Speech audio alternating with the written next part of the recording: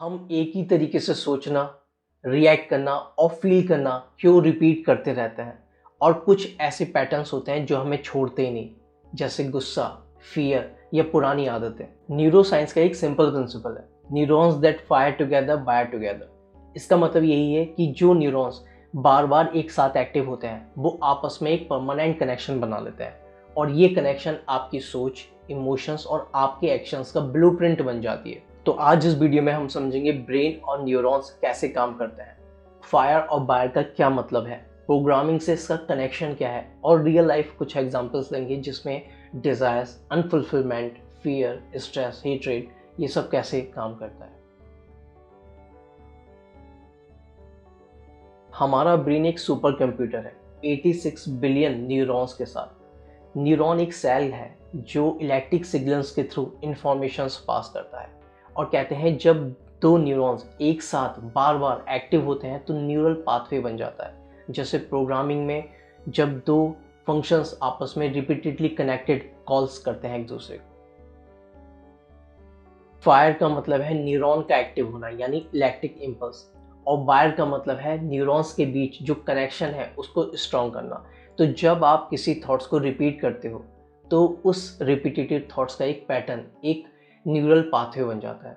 For example, अगर आप किसी से गुस्सा हो या गुस्सा करते हो तो एक न्यूरल पाथवे बन जाएगा गुस्से वाला। इसी तरीके से आप अगर ग्रेटिट्यूड करते हो किसी चीज़ को लेकर तो एक न्यूरल पाथवे बन जाएगा उस चीज़ के लिए। साइंस भी इस चीज़ को कहती है कि हमारा ब्रेन एक प्लास्टिक की तरह है, हम जैसा चाहें उसको वैसा मोल्ड कर सकते हैं। ये चेंज हो सकता है, लेकिन रीवायरिंग के लिए जो वायर हो चुकी हैं चीज़ें, उसको रीवायर करने के लिए, खुद से प्रोग्राम करने के लिए उसमें कॉन्शियस एफर्ट्स लगाने ज़रूरी है। अब हम बात करेंगे हमारे अंदर जो फियर है ये कहाँ से आया। फियर है या अनफुलफिल्ड डिज़ायर्स हैं जो पूरे नहीं हुए, या कुछ पास्ट की वायरिंग्स हैं जो समय समय पर याद आती रहती हैं। तो ऐसा क्यों होता है? तो एक एग्जाम्पल समझते हैं। मान लीजिए कि बचपन में किसी टीचर ने आपको डांटा या इंसल्ट किया, तो उस मोमेंट कुछ न्यूरॉन्स फायर हुए। तो यहाँ पर दो चीज़ें हुई। एक इवेंट हुआ न्यूरॉन्स जहाँ पर टीचर ने आपकी इंसल्ट की, और दूसरा इवेंट इमोशंस न्यूरॉन हुआ जहाँ पर फियर या शेम पैदा हुआ। यहाँ क्या हुआ, दो न्यूरॉन्स फायर हुए और वायर हुए एक साथ। अब नेक्स्ट टाइम ऑटोमेटिकली हर सिचुएशन में वो फियर अपने आप हो जाएगा। आपने देखा होगा अपने आप हमारे अंदर फियर आ जाता है। तो वो इसी वजह से, क्योंकि न्यूरॉन्स ने उस चीज़ को समझ लिया, अपनी मेमोरी में स्टोर कर लिया, जो पाथ्स हैं उनको स्ट्रॉन्ग कर लिया। वो इसी वजह से क्योंकि न्यूरॉन के आसपास भी कई सारे न्यूरॉन्स होते हैं, तो वो एक दूसरे को सिग्नल्स भेजते हैं। तो जैसे ही जब न्यूरॉन्स वायर हुए, फायर हुए, तो जो कंडीशनिंग है, जो समझ है, वो दूसरे न्यूरॉन को भी पहुंच गई, और ऐसे ही पूरे हर जगह हमारी न्यूरॉन्स कनेक्शन एक पाथवे, न्यूरल पाथवे बन गया, जिससे वो फियर हमारी पूरे मेमोरी में चला गया।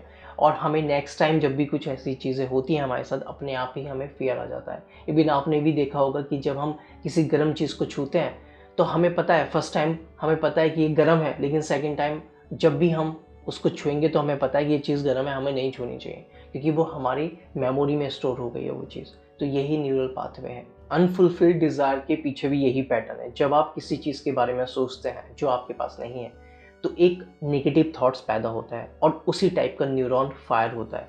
और जब न्यूरॉन फायर होता है तो वो वायर भी होता है, वो स्ट्रॉन्ग बन जाता है न्यूरल पाथवे, और आपको लैक, कुछ कमी जैसा फील होता है। और यही चीज़ हेट्रेड, स्ट्रेस, एंजाइटी, इन चीज़ों में होता है, क्योंकि आप बार बार उसी टाइप के थॉट्स को रिपीट करते रहते हैं, और वो न्यूरॉन्स स्ट्रॉन्ग होते रहते हैं, और फिर हमारी मेमोरी में स्टोर हो जाता है।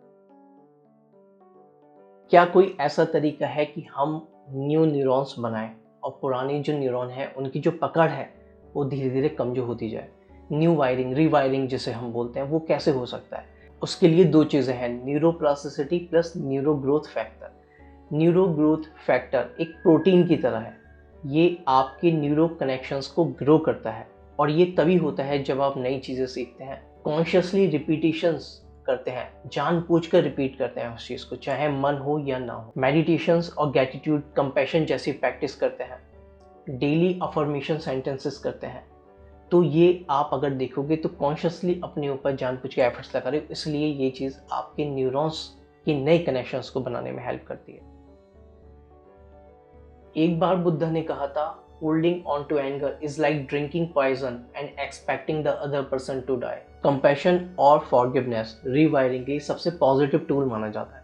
जब आप forgiveness करते हो, forgive करते हो, तो जो हेट वाली वायरिंग होती है वो धीरे धीरे वीक होने लगती है, और जब आप कंपैशन के साथ कुछ करते हो तो एम्पैथी के जो न्यूरॉन हैं वो फायर होते हैं, और पॉजिटिविटी के साथ फिर वो वायर भी हो जाते हैं। साइंस भी कहती है जब आप कंपैशन प्रैक्टिस करते हो तो ब्रेन की जो रिवॉर्ड सर्किट्स है वो एक्टिवेट हो जाता है, स्ट्रेस कम होता है, और एम्पैथी वाली जो वायरिंग होती है वो और स्ट्रांग हो जाती है। अब बात करते हैं पुरानी वायरिंग को कैसे रिप्लेस किया जाए। First point, awareness. अपने थॉट पैटर्न्स को ऑब्जर्व करो बिना जज किए। Second, interrupt. जब पुरानी निगेटिव थॉट्स आए तो कॉन्शियसली स्टॉप लगाओ। हमें पता चल जाती है कि जब हम निगेटिव सोचते हैं या जब हम पास्ट का कुछ निगेटिव सोच रहे होते हैं, है ना, तो उस टाइम आपको जानबूझकर वहाँ से चला जाना है, उस थॉट में नहीं उलझना है, उस ब्रांचेस में नहीं फंसना है, आपको जानबूझकर वहाँ से निकलना होगा। Third, replace. उस नेगेटिव थॉट की जगह कुछ एम्पावरिंग थॉट क्रिएट कर सकते हो। Fourth point, repetition. रोज प्रैक्टिस करो, जैसे न्यू प्रोग्राम को हम बार बार रन करके कंपाइल करते हैं। Fifth point, mindfulness meditation. Neurons को कॉन्शियसली फायर करने का बेस्ट तरीका। वीडियो के एंड में मैं आपसे यही बोलूंगा, neurons that fire together wire together. इसका मतलब सिर्फ साइंस नहीं, लाइफ का ट्रूथ है।